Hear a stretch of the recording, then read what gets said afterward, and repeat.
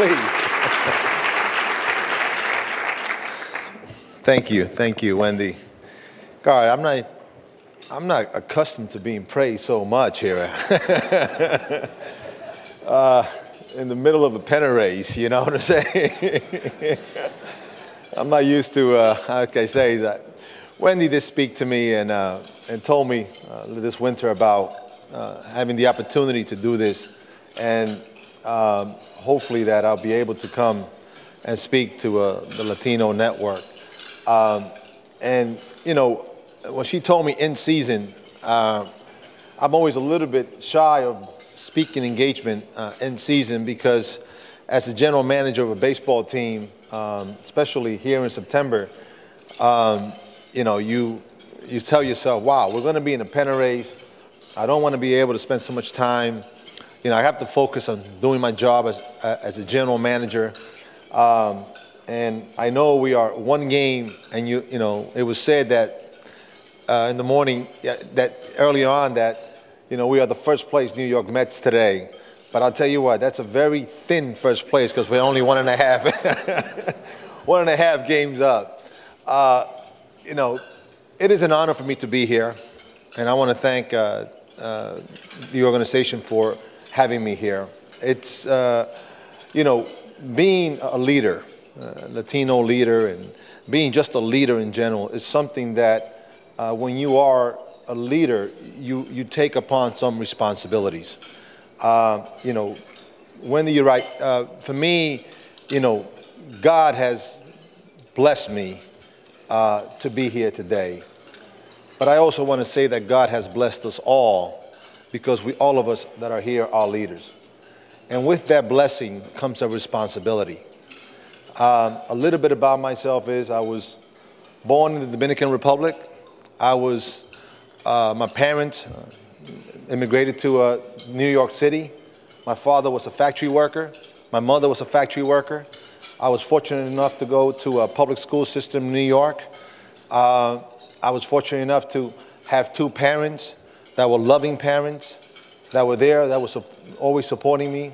But at the end of the day, when you grow up in the streets of New York in the early 60s, there are a lot of avenues that you can, a lot of choices that you can make.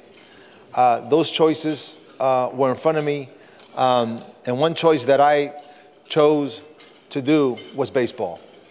I love baseball. Coming from the Dominican Republic, it is a country that loves baseball. For Latinos, we talk about role models, and we have them all kind. Baseball is one that is, in my country and in the neighborhood that I grew up with, we idolize. I could tell you that early on, you know, I grew up playing in the streets of New York. I grew up playing stickball. If anybody grew up in New York, or you grew up in the inner cities, stickball was what we did. I was playing out there in center field, playing in the streets, and I was Willie Mays, or I was Mickey Mantle. And I can tell you what, I visualize, and you're talking about dreaming, my dreams was to be a Major League Baseball player. But that did not happen. I did end up playing professional baseball, played with the Oakland Athletics, I played with the Seattle Mariners, and I went on to play in Europe. And what a wonderful experience that was, to play in Europe, to be able to understand another continent, to be able to understand diversity. Diversity, yes, that's something that a lot of people have kind of, when they think of Omar Minaya, and there was an article written on Sports Illustrated about this big, and there's a great writer by the name of Gary Smith describing the world of O because of Omar. Diversity is what I grew up, what I believe I'm all about. I grew up in Queens, New York, Jackson Heights, Elmhurst, and it is one of the most diverse area in the country. Remember the 7 train? Those here remember the 7th train, and remember John Rocker? Well, I am a product of the 7 train. Very proud of, my parents were a product of that 7 train. They were products of coming home from a factory and being in that diverse world. I love growing up in New York because, you know, when you grew up in New York, you become open, really you come in contact with so many different diverse culture. That diversity, God prepared for me to put me where I am today.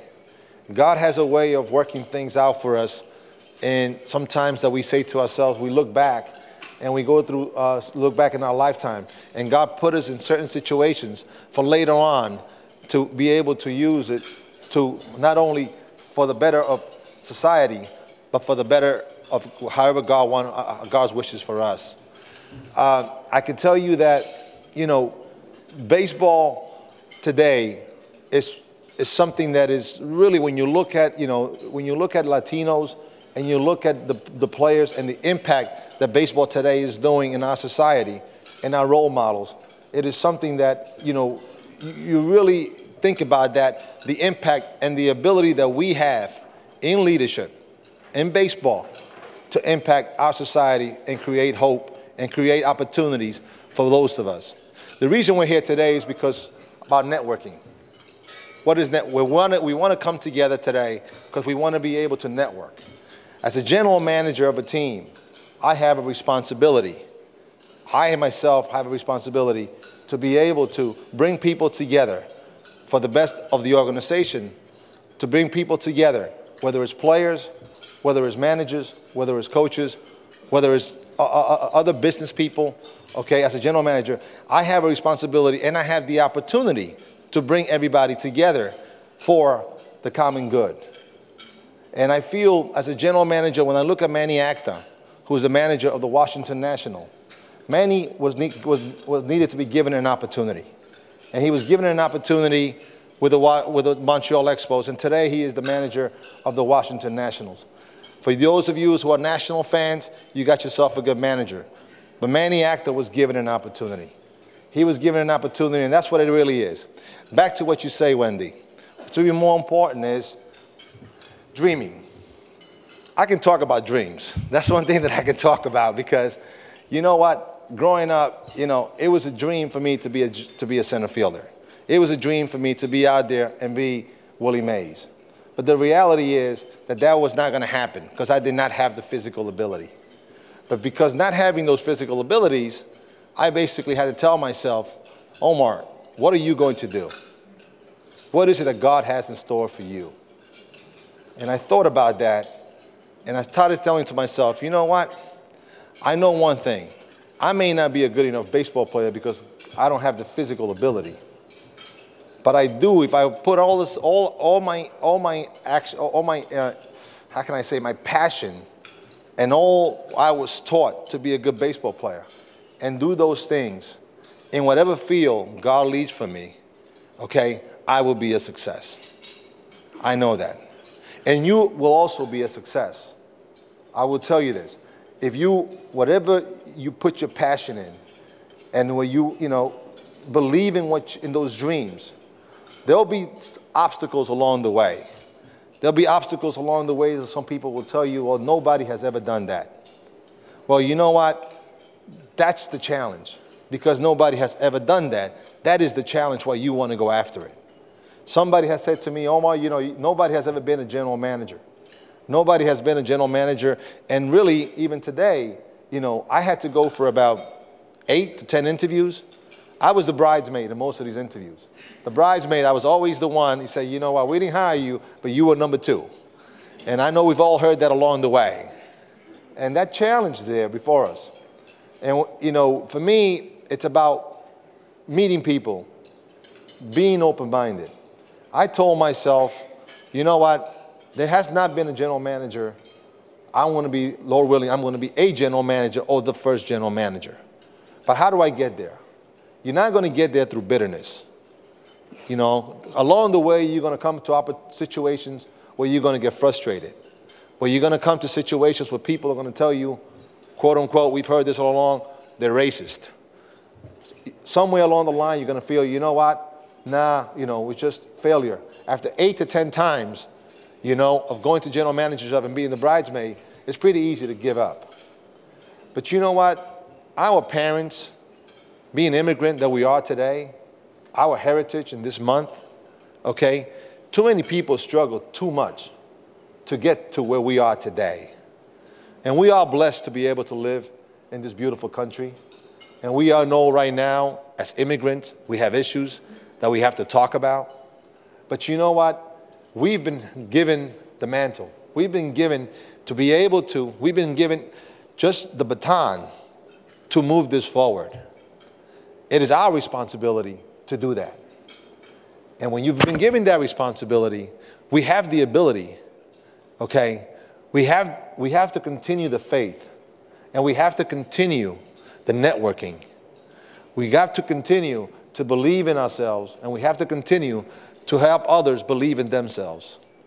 You know, responsibility, it's without action. You know, it's a great movie. Growing up in New York, there was a movie called The Bronx Tale. I don't know if you guys ever seen that movie. I'm a big fan of The Bronx Tale, you know, because as a street kid, and there's a kid in that movie, and I recommend you guys see it by the name of C.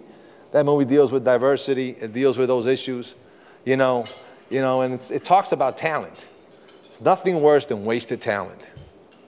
You know, when it's all said and done, I told myself, you know, Omar, you know, as a baseball player, I did my best. I was not a good hitter. I was a great hitter in high school. Those aluminum bats were great, you know what I'm saying? You know what I'm saying? But reality kicked in. You know, reality kicked in, and those aluminum bats, you know, were great. But then when it was fastball and it was 2-0, or it was 1-0, and they threw that changeup, or they threw that pitch inside, the ground ball to second, it was over and over, over and over. But you know what? I tried my best, and I didn't make it. But I told myself as a general manager, because you know what? Now we're going to new, you know, we have the great players, but along the line, now we're getting to the areas of who controls the budget. Because you can be a great player. You know, Jackie Robinson said, you know, he wanted to die. He wanted to see a man. This is Jackie. Jackie said, I want to see a third base coach. That's what he said. Well, we're in areas right now, we don't want to see a third base coach. Okay? We want to see a manager. We want to see a general manager. We want to see a team president. We want to see a team owner. Okay? And believe me when I tell you is that we will see that. But we, all of us, have to encourage our group. And I don't mean only Latino, because I don't believe in just this little group of things. I'm big on diversity. I grew up, you know, as I said, in a very multi-diverse place, and that's the blessing. To me, for us to move forward is to be able to interact with everybody, because we live in a beautiful and a wonderful, great country. You know, I know we are having issues right now as far as immigration, but you know what? The fact of the matter is that, you know, we can change that. We have the ability to change that.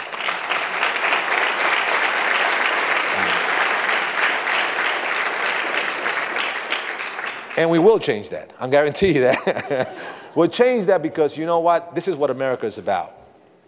And the truth of the matter is, I feel very fortunate and blessed that God has put me in my position to be able to share my experiences with youth, the same thing with older people.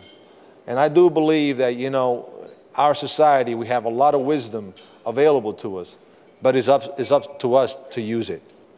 You know, if I can leave you with anything today, what I'd like to leave you with, as Wendy said before, you know, when I became a general manager, I went to John Sherholtz. If you know, the Atlanta Braves have won a lot of championships, a lot of division, and I thought he's the best general manager. For me, I've always believed in, you know, go to the best. Go ask advice to the best. Go ask somebody. Don't be afraid to ask questions. And be honest when you talk to people, and just tell them how you feel. You know, hey, you know, like I said, so it was brought to my attention. I was fortunate enough to work with the President of the United States. And I tell you what, you know, he's a friend. And when we work together in Texas, you know, to this day, you know, if I have to ask him a question, I'm not afraid to go ask our president a question. But one thing that I learned along the way, you know, was that, you know, whether it's the President of the United States or where I work in Shea Stadium and the people that clean the spikes of the players, you know what? When you talk to them, they're all the same. And believe me when I tell you that, don't be afraid to go and ask questions no matter who it is. And you'll be surprised who will you be able to get your best advice from. And to finish off what I said with John Sherholtz told me, I said, John, what does it take to be a good general manager? What does it take? He said to me a very simple answer. He said, Omar, he says, let me tell you something about yourself, okay? And I said, I know a little bit about you. Tell me a little bit about your parents. Just tell me a little bit about your parents. And I told him about them. And he said, listen, to be a great general manager just listen to what your parents say. Just keep that in the back of your mind. And if you do that, you will be a success. I want to share that with everybody here, especially the young people. But most of all, I just want to share that, you know, for me it is an honor to be a general manager of the New York Mets, to be the first general manager, Hispanic general manager, to be able to be here in Washington today in the middle of a pennant race. And boy, I hope we win today. I'll tell you what. I hope we win today, you know. But, you know, trust yourself and don't ever stop dreaming, because in this nation, in this country, we are blessed to be here. And don't stop dreaming, because if you stop dreaming, you are shortchanging those that came before you and those that are in front of you. God bless you. Thank you very much for having me.